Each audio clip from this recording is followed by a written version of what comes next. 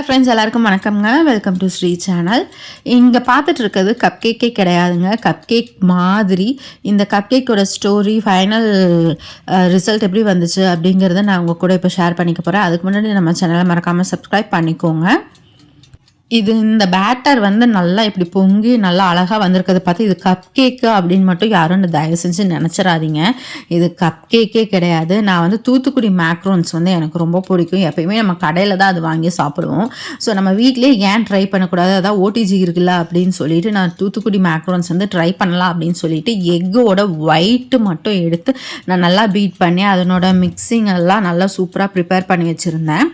So அந்த mixer வந்து நம்ம பைப்பிங் பேக்கில் போட்டு நம்ம ட்ரேயில் செட் பண்ணி வைப்போம், ஓடிஜியில் வைக்கலாம் அப்படிங்கிற போது தான் என் வீட்டுக்கார் வந்து ஆஃபீஸ்லேருந்து கால் பண்ணார்.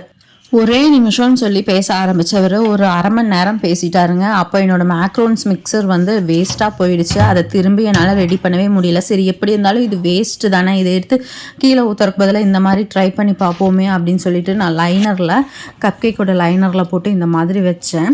இதுவும் பேக் ஆச்சு ஒரு 1 hour ஆச்சுங்க. ஆனால் உள்ளே வந்து வேகவே இல்லை, அப்படியே இருந்துச்சு. ரொம்ப கருகியும் போயிடுச்சு. நான் சரி என்னதான் ஆகுதுன்னு பார்த்துருவோமே அப்படின்னு சொல்லிட்டு தான் விட்டுட்டேன்.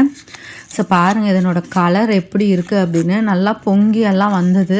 ஆனால் இதனோட கலர் பாருங்கள் எப்படி இருக்குது, நல்லா கருன்னு இருக்குது. அப்போ அதே மாதிரி நான் உள்ளே ஒன்று மட்டும் எடுத்து நாங்கள் கட் பண்ணி பார்த்தோம். அதுவும் வந்து உள்ளே அந்த எக்கோட ஒயிட் வந்து உள்ளே அப்படியே தான் இருந்தது.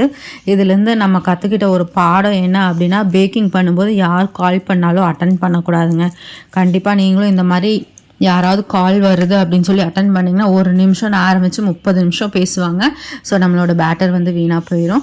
பேக்கிங் பண்ணும்போது என்ன கால்ஸ் வந்தாலும் அட்டன் பண்ணக்கூடாதுன்னு நான் இப்போ புரிஞ்சுக்கிட்டேங்க. கரெக்டாக ஈவினிங் டைம் அனுஷ்கா ஸ்கூல் விட்டு வந்தால் என்னம்மா கருகிற வாசம் வருதே அப்படின்ட்டு வந்தால் இந்தாண்டா எடுத்து கொடுத்தேன்.